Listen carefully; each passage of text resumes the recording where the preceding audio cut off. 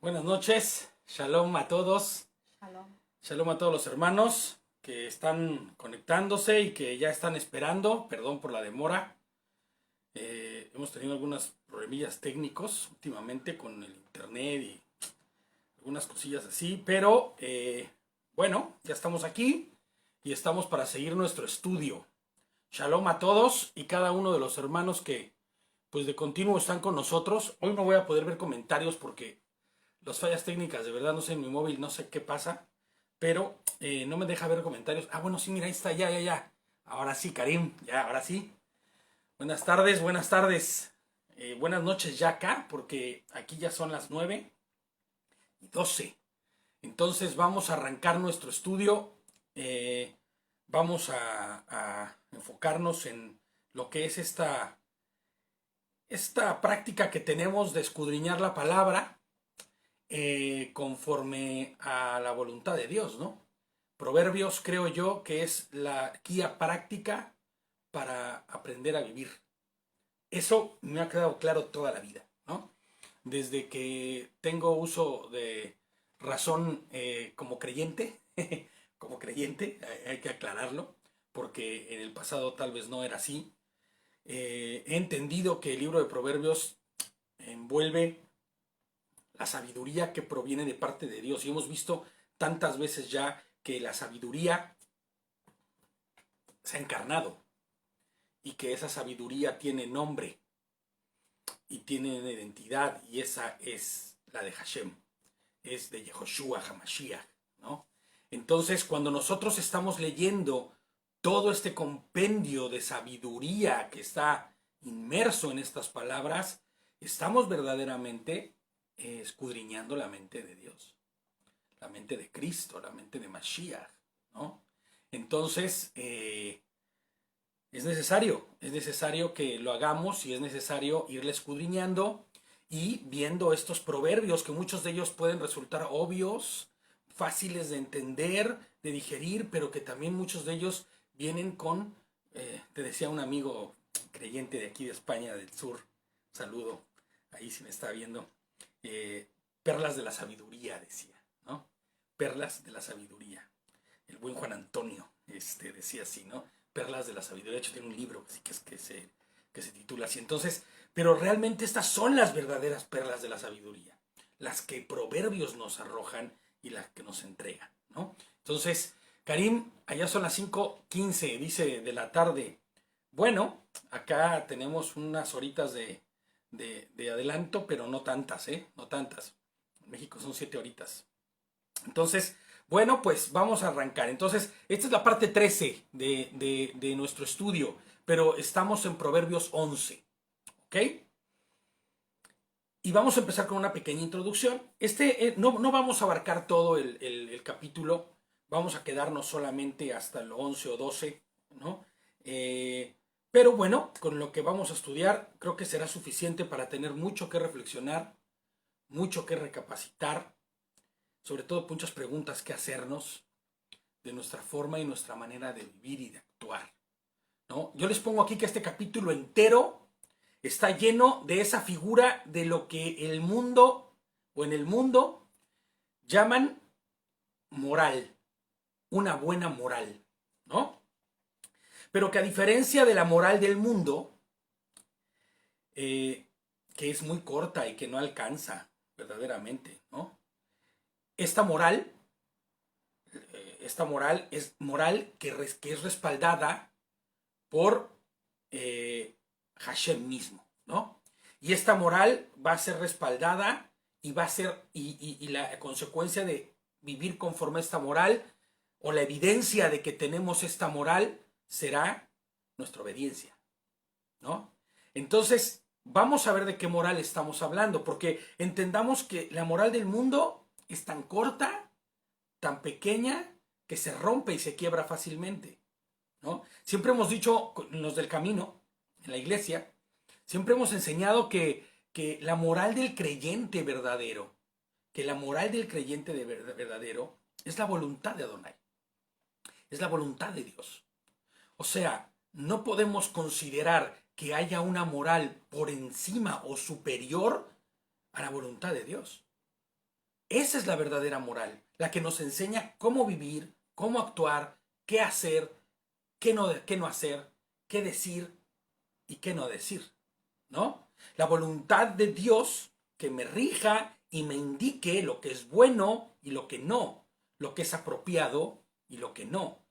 Cosa que el mundo no tiene, cosa que el mundo ha adoptado de una forma propia y que termina por justificar a sí mismo cada una de las aberraciones. Ya vamos a ir viendo, vamos a hablar de esto, ¿no? La manera correcta de actuar conforme a juicios, les pongo yo aquí, ya hemos hablado de esto antes, conforme a juicios y actitudes. ¿Basados en quién? Fíjate cómo hemos ido avanzando en los estudios que hemos estado haciendo, tanto de Proverbios como en la Parashá, como en la Haftará, y vamos empezando a hacer, a armar esta estructura de la cual después podamos hablar con soltura de lo que es el andar correcto y verdadero de un creyente, ¿no? De un verdadero creyente. No digamos cristiano, no digamos mesiánico, no digamos, digamos un verdadero creyente, ¿no? Un verdadero practicante de la palabra, un verdadero creyente que vive y que guarda Torah, ¿no? Entonces, hablábamos que la manera correcta de actuar conforme a juicios y actitudes, ¿no? ¿Se acuerdan que hablábamos de eso en alguno de los estudios anteriores? Pero también hemos estado tomando y hemos retomado mucho, tanto David como yo, que ya está ahí conectado, ya lo vi, el temor a Adonai. Es básico e indispensable vivir conforme a el temor de Adonai, porque dice el proverbio que el principio de la sabiduría es el temor a Adonai. Entonces, todo aquel que vive conforme al temor de Adonai, vivirá conforme a la sabiduría de Dios. Porque mientras más temeroso de Dios eres, más sabio eres. No se trata de terror, se trata de sabiduría, del conocimiento de Dios. Entonces, ¿cuál es el propósito que vamos a leer siempre cuando estemos estudiando estos proverbios? El propósito de nuestro estudio es para entender sabiduría y conocer razones prudentes, para dar sagacidad a los simples y a los jóvenes inteligencia y cordura, para temer a Adonai y conocer su voluntad y con ella actuar de forma prudente, para dar entendimiento a los necios y libertad a los cautivos. Ese es el propósito, esa es la razón y ese es lo que buscamos en cada uno de las líneas de este estudio de Proverbios 11. Shalom a mi madre también, que ya la vi conectada ahí. Proverbios 11 y vamos a llegar del 1 hasta el 11. Dice así, vámonos allá.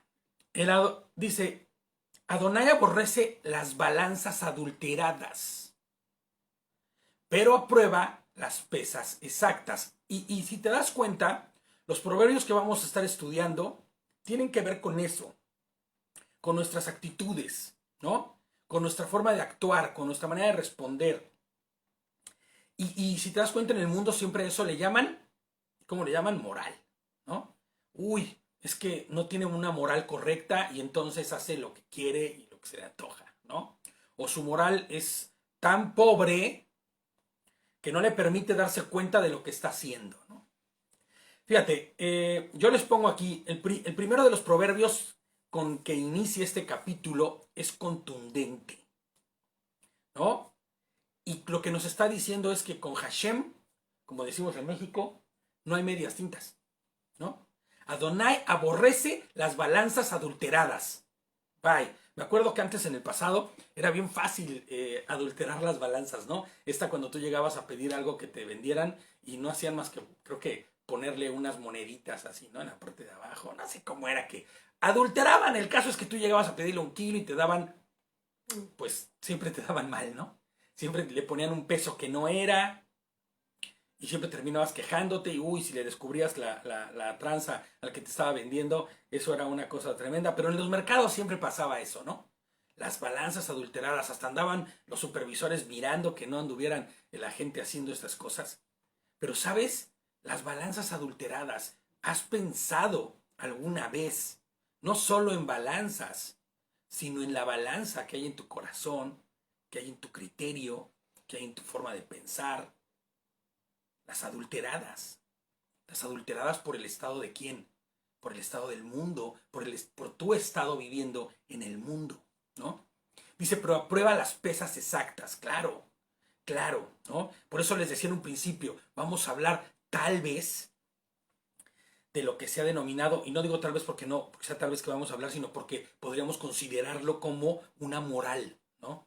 Adonai, les pongo yo aquí, aborrece la mentira, el engaño y la falsedad, ¿no? Esas serían las balanzas adulteradas que Adonai aborrece, las balanzas adulteradas en nuestra vida, ¿no? ¿Qué es lo que hace una persona cuando sopesa las cosas? Cuando llegas tú y le pides que te pesen algo para después intercambiarlo por un precio. Eso es la forma de actuar y de vivir de cada uno de nosotros y cómo respondemos a esas cosas, ¿no? Adonai aborrece la mentira, el engaño y la falsedad, que sería este adulterar de nuestra balanza, de cómo estamos nosotros mirando, observando y cómo estamos nosotros respondiendo, ¿no? Cómo estamos inclusive sopesando las cosas que pasan a nuestro alrededor. Y les pongo yo aquí, pareciese extraño, pero al día de hoy, este mundo enseña esto como una forma de vida, como si estas cosas fueran parte del diario vivir. La mentira, el engaño y la falsedad, ¿no? Como si esto formara parte del diario vivir de toda persona, perdiendo la verdadera dimensión de lo que esto representa. Hay un dicho en México, que tal vez se diga en muchas otras partes del mundo, para referirse a la mentira como algo aceptable, ¿no? Y hasta justificable. Y yo creo que en todos lados se dice esto, ¿no? Te dicen, eso es una mentira piadosa. ¿Has escuchado esa parte? Una mentira piadosa. Es la forma de justificar, ¿no? ¿Puedes imaginar, les pongo yo aquí, qué aberrante es esto? Una mentira piadosa. Entendiendo que la piedad, ¿no? Es ese cúmulo de características, que hacen una persona conforme al carácter del corazón de Hashem. Una persona piadosa es una persona que no busca su propio interés, es una persona que busca el bien de los demás, ¿no? Misericordia, amor, nada de falsedad. Pero entonces decimos que una persona con esas características miente. ¿Podría mentir una persona para esas famosas mentiras piadosas? ¿Una persona que practica la piedad podría ser mentirosa? Inclusive, si esta mentira fuera algo para lo que está haciendo bien, o para evitar el dolor de alguien, o para cambiar la situación del mal de alguien, el mandamiento dice que no daremos falso testimonio, ¿se acuerdan, no? Éxodo 20:16. No prestarás falso testimonio contra tu prójimo. Las balanzas justas, las justas obras de los hombres, la balanza honesta, ¿no? La manera de actuar de una manera ecuánime son la voluntad de Hashem. Pero entonces preguntaríamos, ¿y bajo qué o qué es lo que nos hace ecuánimes o no? Vamos a seguir en el estudio y vamos a ver, ¿no? El 2 dice, con el orgullo viene el oprobio, con la humildad, la sabiduría. Y les pongo yo aquí que seguiremos viendo estos antagonismos, ¿no? Que ¿te acuerdan en la semana pasada, ¿no? Por todo el libro de Proverbios vamos a estar viendo esto. Y es que esbozan de una manera muy magistral, digo yo aquí, la condición caída del hombre. Y date cuenta, nos esbozan la condición caída del hombre, pero ¿cómo a través de dar esa vuelta de tuerca? Que esa vuelta de tuerca significa cambiar radicalmente nuestra manera de vivir. ¿A través de qué? A través de lo que nuestro Yehoshua HaMashiach nos ha enseñado, ¿no? A través de lo que hizo en la cruz. Y dar una vuelta de tuerca a la manera de vivir, ¿no? Y les pongo yo aquí, pero ¿cómo a través de dar una vuelta de tuerca a la manera de vivir puede este mismo hombre caído, del que estamos viendo, levantarse y buscar la estatura del varón perfecto, ¿no? Fíjate, siempre en el antagonismo vamos a ver que el orgullo o la cuestión negativa trae una consecuencia, pero la positiva, cuando conociste a Hashem y empezaste a vivir conforme a ello, hace la contra, ¿no? Entonces, con el orgullo viene lo oprobio, pero con la humildad, la sabiduría, ¿no? El orgullo es la cualidad más terrible que el hombre puede experimentar. Y eso es algo que ya hemos hablado muchísimas veces, ¿no? Es este orgullo el que encabeza cualquier desvío y aberración humana, convirtiéndola, fíjate cómo es de terrible el orgullo, ¿no? Porque el orgullo del hombre es esta situación que encabeza todos los defectos del hombre, ¿no? Y es la que justifica, convirtiéndola inclusive aún en un derecho. ¿Puedes pensar en eso? Una aberración humana convertida en un derecho, inclusive convertido en una obligación, ¿no? Es el orgullo del hombre que les pongo aquí, quien encabeza la extensa lista de defectos de carácter que tiene el hombre. Y fíjate que a lo contrario de lo que dice Pablo, este orgullo lo justifica y no lo reprende. Fuerte, ¿no? Justificándolo y no reprendiéndolo. Ese es el terrible problema del orgullo, que lejos de poderte o de mostrarte el defecto, lo apapacha, como decimos en México, lo justifica y no lo reprende, ¿no? El 3 dice, a los justos los guía su integridad, a los falsos los destruye su hipocresía. Y es así de simple. El íntegro será siempre el que guía al resto, ¿no? Y los lleve por buen término. Y esto no significa que el que no es íntegro no pueda guiar. Pero sabemos lo que sucede cuando eso pasa, ¿no? Piensa en esto, les pongo yo aquí. La deshonestidad puede llevarte a ser muy rico y poderoso. ¿Tú crees que la deshonestidad puede llevarte a ser rico y poderoso? Sí. Claro, ¿no? Sí. Cualquiera contestaría hasta con exclamación, por supuesto que sí, contestarían muchos, les pongo yo aquí. Inclusive sobándose las manos, ¿no? Hay cosas que se pueden hacer, ¿no? Pero la pregunta sería, ¿por cuánto tiempo? ¿Por cuánto tiempo? Lucas 9:25. Lucas 9:25. Dice así, ¿de qué le sirve a uno ganar el mundo entero si se pierde o se destruye a sí mismo? ¿De qué le sirve? ¿De qué te serviría que a través del engaño y a través de las cosas, de la falta de integridad, ¿no? De la hipocresía, pudieses llegar a tener mucho, ¿no? Si con eso te destruyes a ti mismo. Fíjate lo que dice Romanos 2:5, perdón, Romanos 2:5. Romanos 2:5 dice así. ¿Lo tienes tú por ahí, cariño? No. ¿Sí? Si quieres leerlo fuerte. Pero según tu dureza y tu corazón no arrepentido, atesoras para ti mismo ira para el día de ira y de la revelación del justo juicio de Dios. Así es, acumulando, ¿no?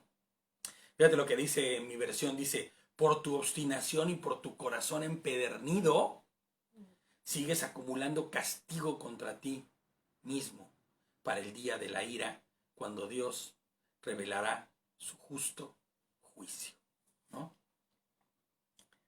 A los justos los guía su integridad, pero a los falsos los destruye su hipocresía. Y te repito, y es algo que he venido repitiendo muchas veces, tú verás que es gente que vive vidas supuestamente bien plenas, inclusive no les pasa nada en esta vida, terminan siempre siendo ricos, siempre siendo llenos de cosas, pero con corazones chuecos. Llegará un día que se revelará la ira del santo juicio de Dios. Y ese día padecerán estos, ¿no? Los que ignoraron, los que cerraron sus ojos, los que decidieron vivir bajo su voluntad. El 4 dice, en el día de la ira, de nada sirve ser rico. Y fíjate, cómo estábamos estudiando que el santo juicio y el castigo acumulado, ¿no? Contra sí mismo para el día de la ira. Y el 4 dice, en el día de la ira, de nada sirve ser rico. ¿Te das cuenta? A la hora de que tú digas, uy, no, yo tengo mucho, yo tengo solucionada la vida, y mueres, ¿no? De nada sirve. De nada sirve la riqueza de este mundo en el día final. Pero fíjate lo que dice, pero la justicia libra de la muerte, ¿no? Y vamos a ir viendo cómo sigue hablando de justicia. Ezequiel 7, 19. ¿Quieres leerlo por ahí, cariño? Ezequiel 7, 19.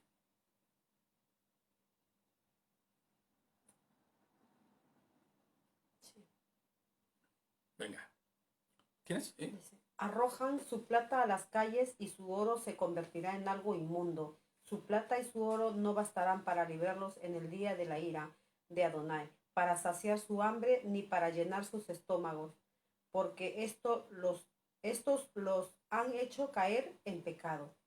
Exacto. ¿No? Fíjate, la versión que tengo dice, la plata la arrojarán a las calles y el oro lo verán como si fuera, ¿qué?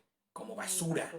En el día de la ira del Señor, ni su oro ni su plata podrá salvarlos, perdón.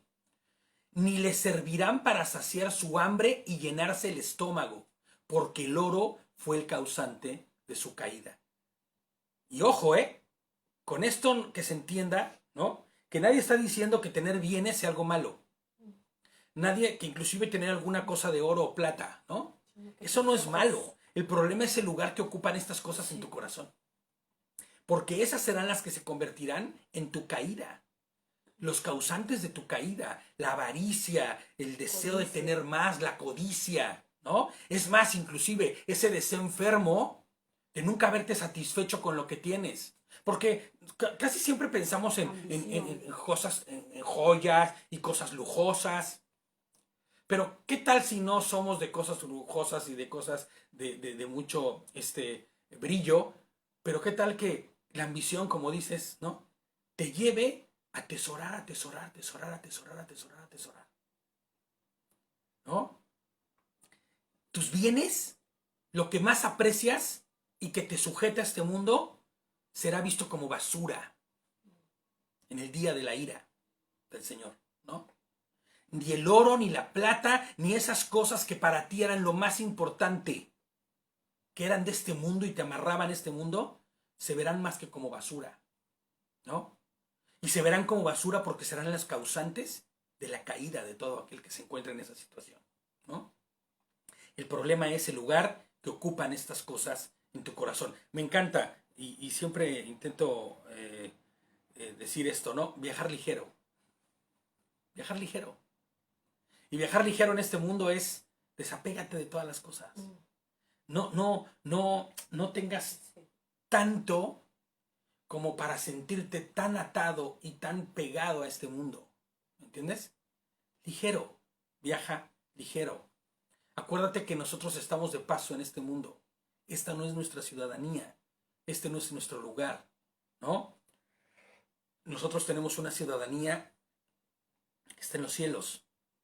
¿Y se acuerdan cuando dice que el reino de los cielos se ha acercado? ¿Se acuerdan? ¿Quién es el reino de los cielos? Es Yehoshua HaMashiach. Entonces, cuando nuestra ciudadanía está en los cielos, nuestra ciudadanía está ¿dónde? En Yehoshua. Viajemos ligeros de las cargas de este mundo. Y verás que las cosas serán mejores. Aún inclusive no habrá ansiedad ni angustia, ¿no? Y no con eso estoy diciendo que te vuelvas un ¿cómo se llama? Un conformista, que ya no voy a hacer nada, ¿no? Inclusive me voy a ir al oficio de la veleta, ¿no? Andar por ahí, no. Pero viaja ligero, ¿no? Y luego les pongo yo aquí, casualmente las personas justas, según los justos juicios de Dios, ¿no? No amontonan riquezas, sino que les da un uso conforme a esa justicia de Dios, proveyendo a los que lo necesitan. ¿Te has fijado en eso? La gente que tiene mucho, ¿no? Pero que tiene un corazón correcto, hace con sus riquezas lo que debe hacer y es ponerlas al servicio de los demás, ¿no? Y es por eso que esos falsos filántropos, les pongo yo aquí, perdón, de verdad que tenga que mencionarlo, pero esos falsos filántropos que se jactan de dar y ayudar a través de ONGs y a través de asociaciones, ¿no? Sus extravagantes donaciones de cientos de miles de millones, que solo tienen fines segundos. Ese es el problema, que tienen un fin segundo, ¿me entiendes? Tienen fines deshonestos. Deben saber que no les alcanzará, ¿no?, hacer estas cosas para el día de la ira. Aún ellos deben saber que aunque hayan donado cientos de miles, si sus donaciones no tenían un correcto sentido y una cosa correcta y buena, para el día de la ira, esas miles de donaciones no será más que basura. Pero conozco gente, con mucho dinero, que hace lo que tiene que hacer con su dinero y que seguro estoy que no se afana, ¿no? Personas que estuvieron en situación de riqueza y que siguen en situación de riqueza y que hoy no se afanan ni viven de manera afanada por ella, ¿no? Les pongo en el 5, dice, la justicia endereza el camino de los íntegros, pero la maldad hace caer a los impíos, ¿no? La justicia endereza el camino de los íntegros. La justicia libra a los justos, dice el 6, pero la codicia atrapa a los falsos. La justicia de Adonai librará a quien por ella viva. La justicia de Adonai. Y entendamos, la justicia de Dios es vivir su palabra y sus acciones, ¿no?, que nos dicen cómo hacerlo, ¿no? Y fíjate, la falsa moral, yo insisto en esto, ¿no? Es que es increíble, pero es real, ¿no? La falsa moral es de quien se dice ser creyente y adorar a Dios y vivir por Él, pero sus actos y sus palabras y sus acciones dicen todo lo contrario. La justicia libra a los justos, pero la codicia atrapa a los falsos, ¿no? La justicia endereza el camino de los íntegros, pero la maldad hace caer a los impíos. Y sabes, muchas veces nosotros decimos, estamos tan lejos de eso, no necesitamos nada de escuchar de eso, porque nosotros somos del Señor. Pero ¿tu vida testifica de ello? ¿Verdaderamente estás buscando que tu vida testifique de ello? Fíjate lo que dice Éxodo 20. Nos vamos a meter bien rudos. Éxodo 20 y vamos al 12 al 17. Estos son solo unos pequeños ejemplos. Es una pequeña muestra de lo que la justicia de Adonai representa. ¿Qué dice? Léelo, venga. Honra a tu padre y a tu madre para que se alargue tu vida en la tierra que Adonai, tu Elohim, te da. Eso. No asesinarás, no adulterarás, no hurtarás, no darás falso testimonio contra tu prójimo. No desearás la casa de tu prójimo, no desearás la esposa de tu prójimo, ni su esclavo, ni su esclava, ni su buey, ni su asno, ni nada que sea de tu prójimo. Que nada que le pertenezca, ¿no? Hasta ahí vamos a dejarlo. Fíjate nada más, una pequeña muestrita de lo que representa la justicia de Adonai, ¿no?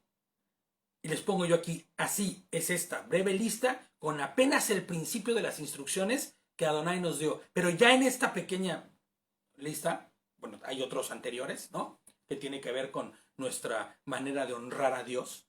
Pero a partir de aquí es donde habla de cómo honrar a Dios a través de tus acciones al prójimo, ¿no?, al que tienes, la persona que tienes a tu lado, ¿no? Fíjate, les pongo que ya en esta pequeña, breve lista del principio de las instrucciones de Adonai, ¿no?, nos representa la justicia de Dios. Ahora, mi pregunta es, ¿qué tal te va con eso? Y perdone, ¿qué tal nos va? Porque no está solo en eso, ¿no? Es ¿qué tal nos va en eso? Acuérdate que algo que dice Pedro es que muchos, y que eso debe ser un confort para nosotros, es que muchos de nosotros, y no, esto es mal de muchos, consuelo de tontos, dice el dicho, no, esto es, muchos estamos caminando el mismo camino, y eso debe darnos esperanza, ¿sabes? Porque estamos caminando hacia el Señor, y estamos andando todos en esta misma situación, y a veces caemos y nos levantamos, ¿no? Ahora fíjate, yo les pregunto aquí, ¿qué tal te va ahí? ¿Qué tal te va en esto? ¿No? Sabiendo que puedes matar con las palabras que salen de tu boca. Ojo, porque todo el mundo dice, yo no soy asesino, yo nunca tomaré una pistola y le haré daño a nadie, ¿no? Pero las palabras que salen de tu boca pueden asesinar a alguien, acabar con su vida, con su reputación, con todo. Cometer adulterio en tu mente y en tu pensamiento, ¿no? Oh, yo sería incapaz de tocar a otra mujer. ¿Y en tu mente y en tu pensamiento? ¿No? Y no con eso yo digo, no, yo estoy flotando, yo soy un santo. Todos padecemos cosas. Cuando mentimos, cuando difamamos. Inclusive cuando la abundancia de otros se vuelve un trago amargo en nuestras vidas, ¿no? Yo, la verdad es que tengo que ser honesto y decir, pues que nunca he sentido esta sensación de, esa envidia por alguien más o por las cosas de alguien más.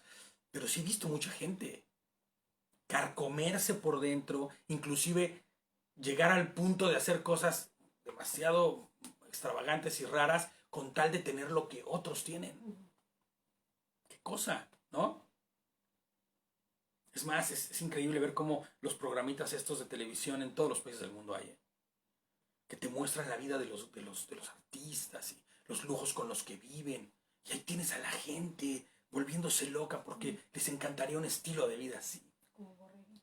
Y cuando te das cuenta del estilo de vida que tienen, cuidado, da miedo, terror, da el estilo de vida de esta gente, ¿no?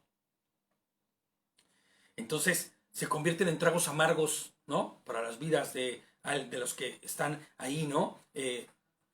Deseando lo de los demás. Y terminan por envidiar los bienes de los que más tienen. Terrible, ¿no? Les pongo yo aquí, recuerda que lo que te condena no es caer y equivocarte. Eso es algo que tenemos que saber bien claramente. Es la iniquidad la que condena y hace caer a los impíos, ¿no? El significado de iniquidad, fíjate, encontré en una página web, ¿no? Porque yo me puse a investigar qué era la palabra iniquidad para poder dar y esbozarlo sin que fuera una paráfrasis solamente de lo que yo considero que fuese. Y fíjate lo que dice aquí, Iniquidad dice, se refiere a la cualidad del inicuo. Designa maldad, perversidad, abuso o gran injusticia. Es decir, todo acto contrario a la moral, la justicia y la religión, ¿no? La palabra proviene del latín iniquitas o dice iniquitatis, que traduce, gracias Caño, que traduce, ¿no? O que se traduce al español como cualidad de injusto. Cualidad del injusto, fíjate, Y los sinónimos que se ocupan para esta palabra son injusticia, maldad, infamia e ignominia, ¿no? Entonces, recuerda que lo que nos condena no es caer y equivocarte, es vivir en la iniquidad, vivir en la maldad, en la perversión, en el abuso, en la injusticia, ¿no? En todo acto contrario a esta moral de Dios de la que estamos hablando. ¿Se acuerdan cómo dijimos que era la moral de Dios? La moral de Dios es la voluntad, ¿no? O más bien, la moral del hombre debería ser, es la voluntad de Dios y su justicia, ¿no? Entonces, cuidémonos de la infamia, de la maldad, de la ignominia. Dice el 7, muere el malvado y con él su esperanza. Muere también su ilusión de poder. El justo se salva de la calamidad, pero la desgracia le sobreviene al malvado, dice el 8, ¿no? Cuando una persona muere en ese estado de iniquidad, de ignominia, de maldad, de infamia, de injusticia, sin arrepentimiento y sin perdón, sin conocer a Yehoshua, porque esa es la realidad. Cuando tú conoces a Yehoshua no puedes seguir viviendo de la misma forma. Sin conocer a Hashem mismo. Muere junto con él toda la esperanza, ¿no? Pues les pongo yo aquí, pues es en esta vida y solo en esta vida que podemos expresar fidelidad y obediencia a las instrucciones dadas para vivir una vida recta y buena, que dé honra y gloria a Dios. Solo será en esta vida y a través de lo que yo haga en esta vida y la forma en que responda en esta vida, en que podré hacer yo algo para mostrar mi arrepentimiento, ¿no? Mi creer, mi emuná, y ponerme a los pies del Maestro, ¿no? A los pies de Yahushua. Muere el malvado y con su esperanza muere también su ilusión de poder. Te repito, puede que haya muerto el malvado siendo malvado y jamás haya tenido justicia en esta tierra, pero tampoco tendrá esperanza. Uf, qué rudo, ¿no? Tampoco tendrá esperanza. Muere también ahí su ilusión. El justo se salva de la calamidad, claro, el justo se salva de la calamidad, pero la desgracia sobreviene al malvado. El 9 dice, con la boca el impío destruye a su prójimo, pero los justos se libran por el conocimiento. ¿Te das cuenta? Con la boca el impío destruye a su prójimo, pero los justos se libran por el conocimiento. Fíjate, ¿eh? Santiago 3, del 8 al 10. ¿De qué conocimiento está hablando aquí, no? Porque los justos se libran por el conocimiento. Sí. Santiago 3, del 8 al 10. Pero ningún hombre puede domar su lengua, porque es un mal incontrolable, llena de veneno mortal. Con ella bendecimos al soberano y Padre, y con ella maldecimos a los hombres que han sido creados a la semejanza de Elohim. ¿El 10? De la misma boca sale bendición y maldición. Hermanos míos, estas cosas no deben ser así. Así es. De la misma boca salen bendición y maldición. Dice, hermanos, esto no puede ser así. La boca del impío destruye, ¿no? Pero ningún hombre puede domar su lengua, porque es un mal incontrolable, lleno de veneno mortal, dice, ¿no? Con ella bendice al soberano, Padre, y con ella maldice a los hombres que han sido creados a semejanza de Elohim. El doble ánimo no pertenece a los hijos de Adonai, ¿no? Ese es el conocimiento del que habla este versículo, ¿no? Pero los justos se libran por el conocimiento. ¿Cuál es el conocimiento del que habla aquí? El conocer a Adonai, el conocer su justicia, el conocer su verdad, ¿no? Que es lo que te libra de ser un impío que destruye a su prójimo con su lengua. El 10 dice, cuando el justo prospera, la ciudad se alegra. Cuando el malvado perece, hay gran regocijo. La bendición de los justos enaltece a la ciudad, pero la boca de los malvados la destruye. Y es curioso, pero es cierto, ¿no? Y la manera más fácil y sencilla de ver esto en la vida del hombre, o sea, de aterrizar estos dos versículos, o estos dos versículos en la vida del hombre, es mirando a la historia y a sus gobernantes y a sus reyes, ¿no? Los momentos más oscuros y terribles de la historia del hombre ha sido a causa de reyes y gobernantes que azotaron la tierra a causa de su orgullo, su soberbia, su altivez, ¿no? Dice cuando el malvado perece, hay gran regocijo, ¿no? Dice, la boca de los malvados la destruye, la bendición de los justos enaltece a las ciudades. Y date cuenta, los peores momentos de la historia, los peores momentos o los momentos más oscuros de la vida del ser humano, ha sido a causa de reyes y gobernantes que han hecho locura y media, ¿no? Fíjate, les pongo yo aquí,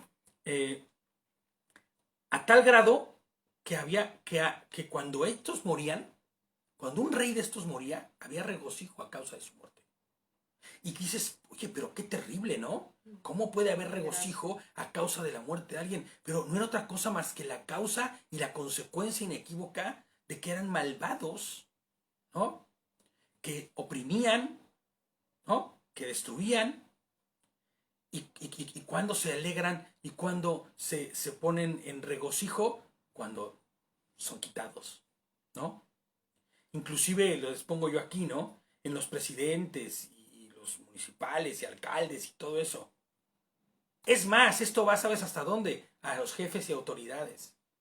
¿Quién no de nosotros no ha tenido un jefe que es justo, honrado, que busca el bien de sus empleados? ¿Cómo hay en ti alegría, ¿no? ¿Quién nos alegra de que eso suceda, ¿no? De tener a alguien que te guarda, te cuida.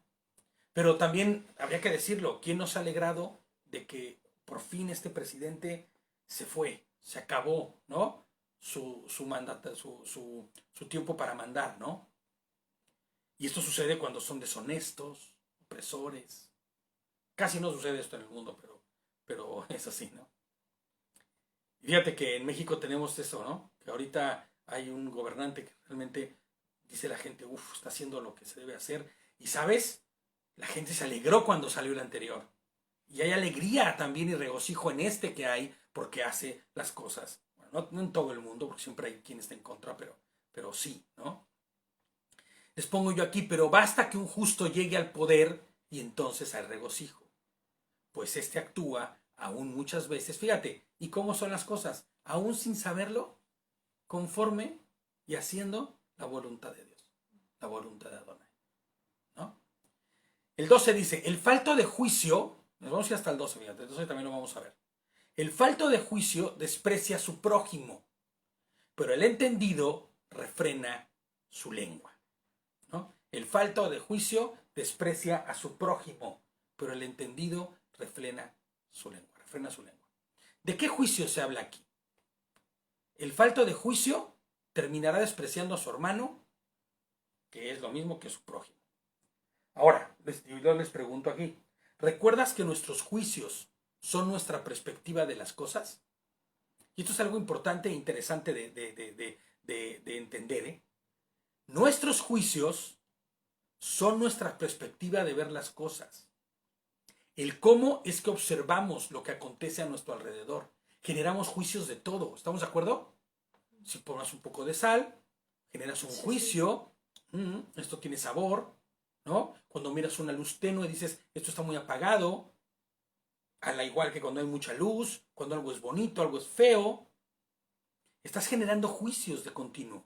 Pero estos juicios, ¿a qué obedecen? Fíjate lo que les pongo yo aquí, ¿no? Pero, ¿qué es lo que define nuestra manera de juzgar? Lo que nos acontece. ¿A qué obedecen estos juicios? ¿De dónde provienen? Porque lo que me gusta a mí no le gusta al otro, ¿no? Ahí te das cuenta que los juicios no son lo mismo. No provienen de la misma parte, ¿no? Y ya, como hemos dicho ya alguna otra ocasión, que nuestra educación, lo que hemos aprendido, nuestros hábitos y carácter define quién somos, cómo vivimos y reaccionamos. Pero también nuestro carácter y lo que somos define cómo es que observamos a nuestro entorno. ¿Sí? ¿Estamos de acuerdo? Sí. El falto de juicio de Adonai, ¿quién es? El que desprecia a su prójimo, el que no observa a su prójimo tal y como ¿quién? Y como lo observa Dios. ¿No? Sino que el juicio con el que juzga su vida es con la óptica ¿de dónde? Del mundo. Quien juzga con la óptica del mundo no juzga con la óptica de Dios. Por eso no puede ver al de enfrente como alguien a quien bendecir y alguien a quien cuidar. La óptica del mundo es de que lloren en mi casa, que lloren en la suya, pues de que lloren en la suya, ¿no? Cuando la óptica de Dios es distinta, ¿no? Tras los lentes de la carne y del orgullo. Esa es la óptica de los que enjuician sin el juicio de Dios. Pero nosotros estamos llamados ¿a qué? A vivir conforme al santo juicio de Dios y tener una observancia de la vida que nos rodea conforme a ello, ¿no? Y les pongo yo aquí, es el que no tiene el juicio de Adonai y la óptica de Dios el que termine en necedad despreciando a su hermano que está enfrente, ¿no? Será necesario entonces, y lo hemos dicho más de una vez, un cambio de juicio, ¿no? Un cambio de juicios, un cambio de hábitos y de carácter, que es lo que nos define, ¿no? Para entonces poder caminar el camino conforme a la justicia de Hashem. Y fíjate lo que les pongo yo aquí, sacar el mundo de nuestros juicios y actitudes será el camino a vivir vidas piadosas y llenas del carácter de Cristo. ¿Estamos de acuerdo? Sacar al mundo. Y es que parecería que no. Pero la realidad es que... Es morir, ¿no? Morir a Exacto, nuestras... es morir a ti mismo. Pero ¿sabes? Es morir a... Híjole, va a sonar bien duro esto. A la educación que te dieron tus padres. Es morir a la educación que recibiste de la propia sociedad en la que viviste. ¿No? Es la educación que inclusive tú te formaste. Que has estado acostumbrado a una vida. Claro, ¿no? Conforme a lo que hiciste y dejaste de hacer. Entonces, nuestra óptica, lo que nosotros enjuiciamos y miramos, está definido por lo que fuimos. Pero ya no así igual cuando llegas al Señor. ¿Estás de acuerdo? Cuando has conocido a Yehoshua, ya tu óptica y los lentes que tienes puestos, ya no puedes seguir viendo las cosas como las mira el mundo. Ya no puedes seguir viéndolas como las mira el mundo. Fíjate lo que dice Filipenses 2, 3 y 4. Esto que vamos a leer ahorita, sería haberse quitado los lentes del mundo, haber transformado nuestros hábitos, nuestros juicios, nuestra manera de responder y de hablar y de decir las cosas para conforme a la voluntad de Dios. Filipenses 2, 3 y 4, ¿sí? 3 y 4. No hagan nada por rivalidad ni por vanagloria, sino estimen humildemente a los demás como superiores a ustedes mismos. Ojo, espérame ahí. No hagan nada por rivalidad ni por vanagloria. ¿Cuál es la cultura del mundo? Copiar todo lo que ves en el mundo. La rivalidad y la vanagloria es la cultura del mundo. Quiero ser mejor que ese para recibir más aplausos, para recibir más elogios, que, ¿te das cuenta? Ser mejor. Claro, ser el mejor y con eso ser reconocido. Debemos sacar al mundo de nuestra vida, ¿no? Sino estimen humildemente a los demás, y esta parte es impresionante, como superiores a ustedes mismos. ¿Te imaginas que todos nos miráramos como superiores a nosotros mismos? O sea, al de enfrente, o sea, yo me viera menor que el de enfrente, mirándolo como mi superior. Humildad, ¿no? Claro, y el de enfrente hiciera lo mismo. Nos trataríamos con un respeto tal. Jamás nos ofenderíamos. Porque yo te voy a preguntar algo. Cada cuando llegas con tu jefe en tu trabajo y lo insultas. No lo insultas porque te quedas sin trabajo. Sin embargo, tienes un respeto específico para él. Ahora imagínate que ese mismo respeto lo tuvieras por todos. ¿No? Dice el 4. No considerando cada cual solamente los intereses propios, sino considerando cada uno también los intereses de los demás. Exacto. Lo mismo que estamos hablando. Ahora, ¿quién fue el primero que desestimó sus propios intereses para anteponer los de los demás? Yehoshua. Así es. Nuestro rey, nuestro Adón, nuestro Señor, ¿no? Su majestad, Yehoshua HaMashiach, no estimando a sí mismo, se quitó, ¿no? La corona, la capa, dejó el trono.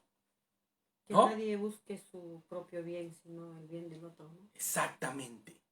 Sino considerando a cada uno también los intereses de los demás, dice, ¿no? Pero fíjate, no considerando cada cual solamente los intereses propios. Hay tanto que aprender de Yehoshua. Y no solamente que aprender, sino tanto por actuar, ¿no? Porque esto es de palabra, pero también es de acción y de obra. ¿Qué dice el 5? El 5 dice, haya en ustedes esta manera de pensar que hubo también en el Mesías, Yehoshua HaMashiach. Así es. Él fue el primero, ¿me entiendes? Él fue el primero. Él fue el que nos dio y nos enseñó el camino para vivir de esa manera. Cambio de juicios y actitudes. No podemos seguir teniendo los mismos juicios como si viviéramos en el mundo. Yo no puedo seguir respondiendo a las cosas que me acontecen como si siguiera en el mundo, aunque yo diga que soy creyente. Solo porque me reúno, solo porque leo la palabra. No. Los cambios y todo eso. Esto es de acción, ¿no? En espíritu y en verdad, ¿no? De palabra y de acción. De eso se trata. Porque si no, entonces somos unos oidores olvidadizos, ¿no? No, debemos ser ejecutores de la palabra. Nuestros juicios, nuestras actitudes deben cambiar conforme al santo juicio de Dios, ¿no? Y por eso Proverbios nos presenta todos estos antagonismos, ¿no? Lo que es con y sin, para que tú observes cómo actúa una persona con y una persona sin, ¿no? Los juicios y el santo juicio de Dios, viviendo vidas de santidad. Primera de Corintios. Ya con eso vamos a terminar hoy. Primera de Corintios 10. Vamos a leer el verso 23 y 24. Fuerte, cariño. 23 y 24. Que nadie busque su propio bien, sino el bien del otro. No, Primera de Corintios. Primera de Corintios 10, 23 y 24. Todo me está permitido, pero no todo me conviene. Todo me está permitido, pero no todo edifica. Exacto. Que nadie busque su propio bien, sino el bien del otro. Exacto. Exactamente. El santo juicio de Dios se hará manifiesto en nuestra vida. Nuestro juicio, que debe ser transformado y cambiado por el santo juicio de Dios, nos dice, todo te es permitido, pero no todo te es provechoso. Todo te es permitido, pero no todo te edifica. Ninguno debe buscar su propio bien, sino el bien de ¿quién? Del otro, de los demás. Eso será entonces haber transformado nuestro carácter, nuestro pensamiento, y dejar de vivir conforme a los juicios del mundo para empezar a vivir conforme a los juicios de Dios. Shalom, shalom, mis hermanos. Aquí vamos a parar, aquí vamos a parar. Shalom, aquí vamos a dejarlo y vamos a seguir estudiando. Vamos a seguir estudiando y vamos a seguir escudriñando. Hay que darle una releidita a todo el capítulo 11 de Proverbios, ¿no? Para que podamos entonces seguir aprendiendo y seguir siendo edificados. Shalom, shalom, mis hermanos. Dios les bendiga a todos y les guarde y les cuide. Y nos vemos entonces en Shabbat. Shalom. Shalom.